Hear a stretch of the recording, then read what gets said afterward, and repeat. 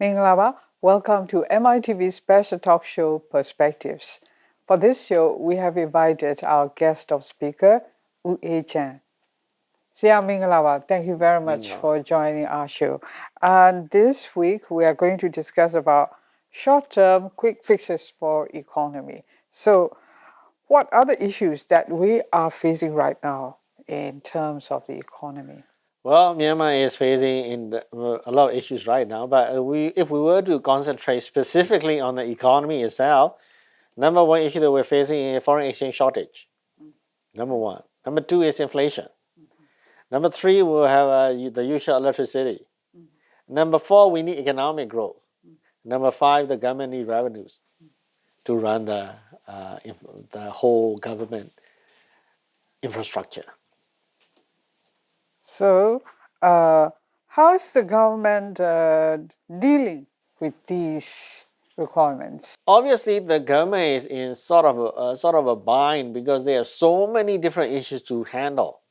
Right, governing Myanmar is not a child play. It's extremely difficult with so many EAOs, so many security issues, so big land area, with the porous borders, right? And plus these days so many terrorists killing indiscriminately. The government has a lot of the government has his hands full. Right, so many things, and at the same time, the things about the economy, the government is also handling that. The first thing that they normally use is prioritize. They prioritize what items they got to handle first or sort it out first. They prioritize that, and plus they normally set up committees, right? For example, foreign exchange, they still resolve with the committees. And plus they sometimes, based on the performance of the ministers, they do reshuffling of the cabinet sometimes. They change the ministers, and plus they also encourage people not to do certain things and to encourage them to do certain things through the putting of the advertisement in the national papers, right? To pay certain taxes, to not to support the terrorists, all these things. That is the way that the government is handling, and plus the government is also asking for the support from the industry. Industry means UMFCCI and all this thing. They ask for the support to support the goals of the government together, work together for the benefit of the nation.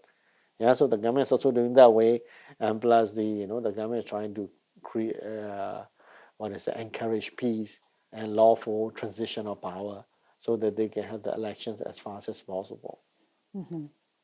So these are the current procedures, current implementations. How they do how they're doing. So the first is foreign currency shortage. So how do we address that quickly? Well, foreign currency shortage is one of the reasons. We have some of the countries that we have dollars balances overseas. These countries sort of block us from using our own money. So that, of course, obviously, that's also because they feel that Myanmar can be bullied. So that is a difficult thing to digest. Our own money we cannot use. So the thing that, but it's not that only Myanmar as a country is being treated that way anyway. Even Russia, some of the Russian funds are being held by U.S., right, being frozen by the U.S., so the Russia cannot use. The other one is, the foreign currency shortage. We have to address using the balancing of imports and export, right? So because since we cannot use the money that we have, we have to survive with the little money that we have, and to make sure that the money that we have doesn't run out, right? So when we import things, we have to pay in U.S. dollar. When we export, we receive foreign currency, right? So it doesn't have to be, one of the ways is not to use the U.S. dollar so much. You can use either yuan or baht or whatever. That one is or Indian rupee, right? So that has been handled anyway at the bilateral level, right? So and plus the obviously in the import side, when the import permits have been controlled, so we will prioritize and release the import permits to the priority sectors of the economy. So that's what is being done, and plus in order to create get more foreign currency, right? We got to export more. We produce more than we export more. Yeah, imports we have to restrict the imports. Yeah, so that's the only way that we can keep going. And plus, some of we have to look at the sectors that we are spending loads of money on the import. The first one is the machine oil, diesel. Diesel imports are one of the highest. It costs us how many billions a year, right? So that's why we can look at solar, alternative energy, or some EV, right? Which doesn't use the electric vehicles that doesn't use the diesel or whatever. Yeah, so that's we got to look at the big items. It's like Pareto's 80-20 analysis. You got to look at the large items. The first one is diesel. The second one is edible oil. So we can think of how we can produce our own edible oil and reduce reliance on importing oil. The third one is a pharmaceutical. Our own pharmaceutical industry is not developed, so we still have to import almost all our medicines from overseas. Yeah, so these three things are the key things we are spending most of our foreign currency on. Yeah, so either we reduce consumption of these, right? Medicine is difficult to reduce consumption, right?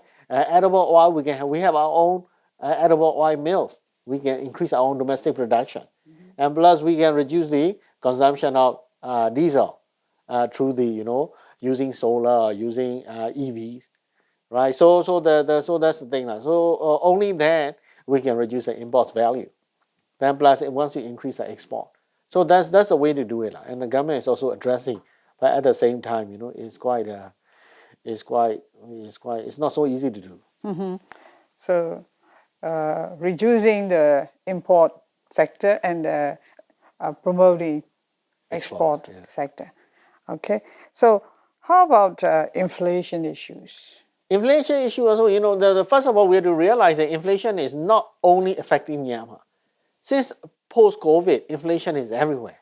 Even if you look at the American elections coming now, a lot of the presidential candidates, they are talking about what? Inflation. How Joe Biden is not tackling inflation. Why inflation? Even inflation actually is not Joe Biden's fault anyway. The whole world. UK also having so much inflation. Singapore also having so much inflation. Right? So Myanmar also having inflation. You can just look at the price of eggs.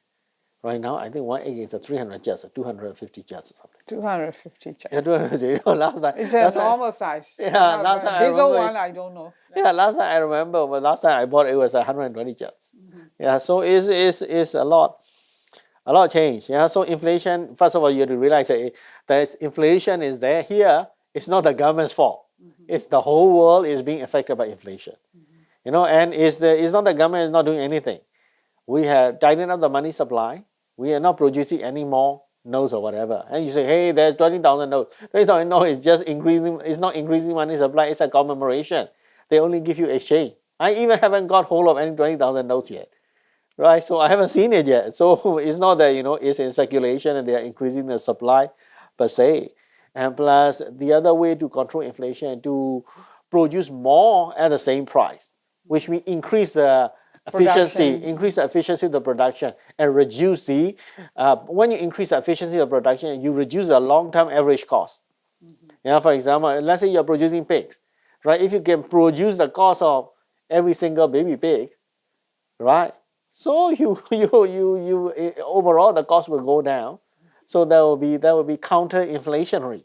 That will be anti-inflationary. That's good. And the last, the other one is the price controls. The government is also setting up the a committee to reduce the price of goods and services. But from the economic sense, right, from the economic perspective, the price controls, wage controls, they seldom works. Right, it may just give you some confidence level, right? But it doesn't work. It will just help develop the black market when you try to price control a lot of things. It's like the cinema when you are young, right? Cinema entry is like 5 kyats or whatever. In the black market outside is selling 25 kyats.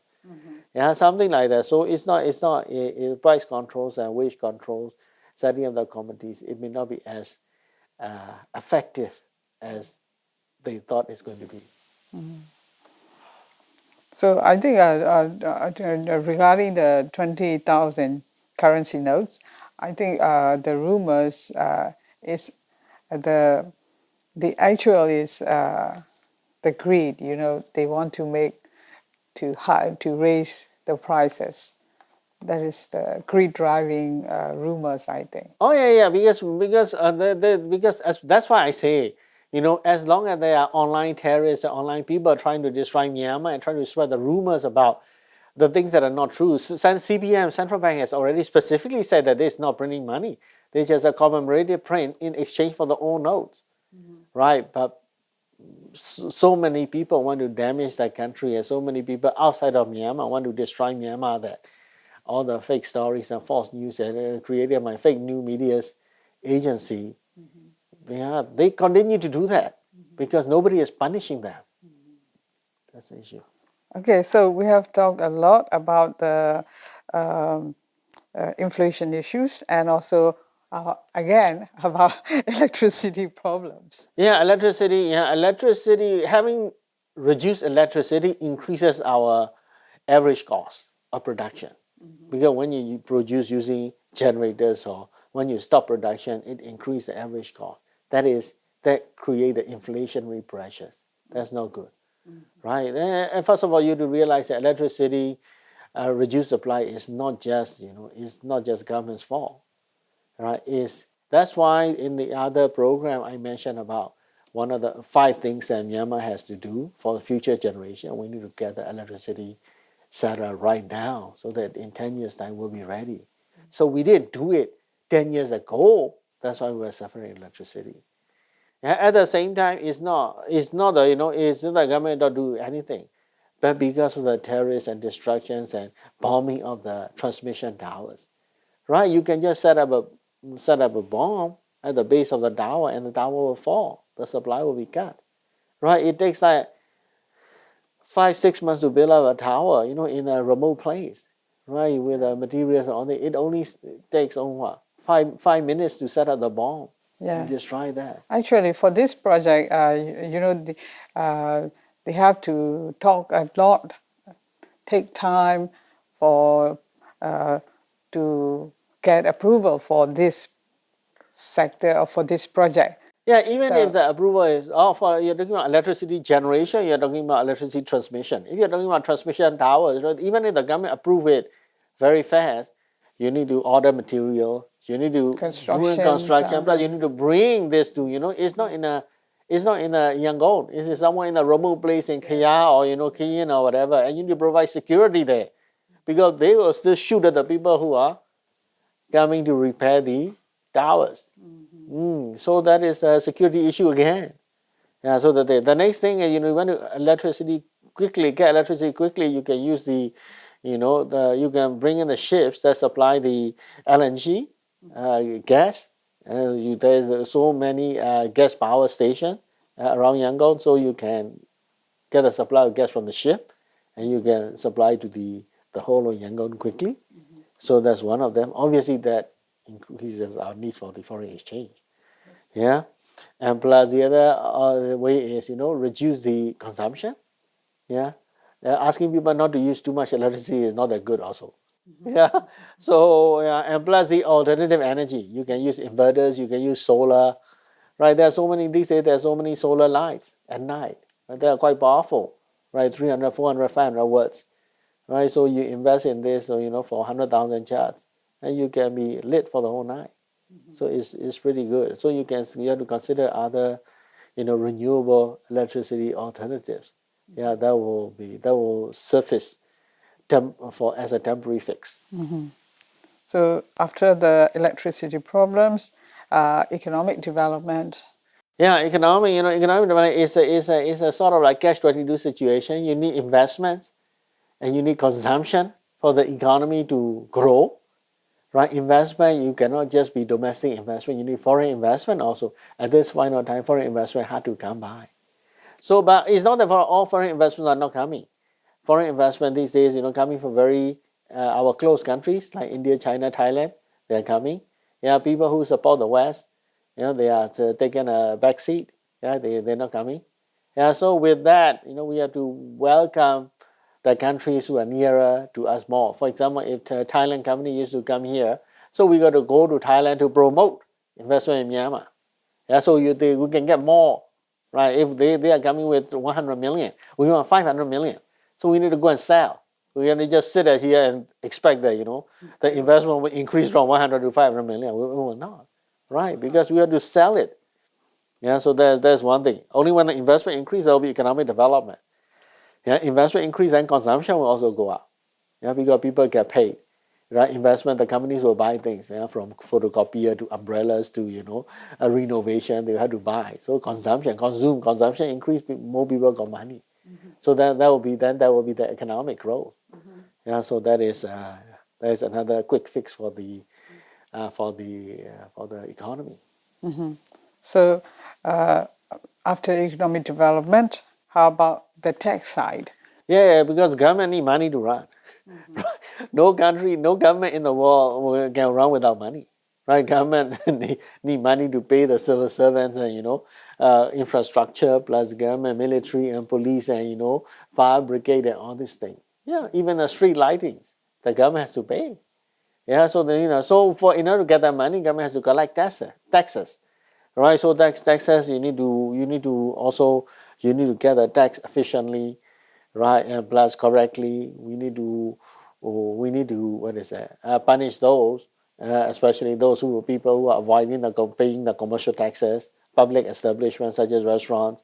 Yeah, and plus obviously government also have a non-performing loan problem, COVID loans, right? So they need to get back some of the COVID loans. At the same time, while the government is so hard trying to do that, at the same time there are counter-government, anti-government forces, the terrorists, who are asking people not to pay back the government loans.